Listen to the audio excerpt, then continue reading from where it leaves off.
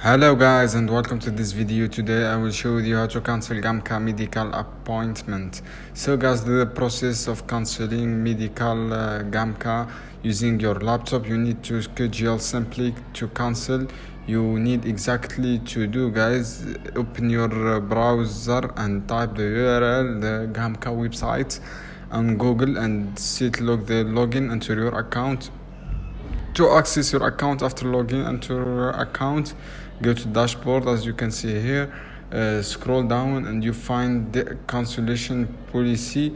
As you can see here, to cancellation you should to receive confirmation notifications on website or via email, and make sure to check your email for any confirmation message regarding the cancellation. If you experience any issue or don't have received confirmation, you can contact customer support for cancellation your GAMCA medical appointment using your laptop. Guys, any question down below in the comments, and subscribe to my channel for more.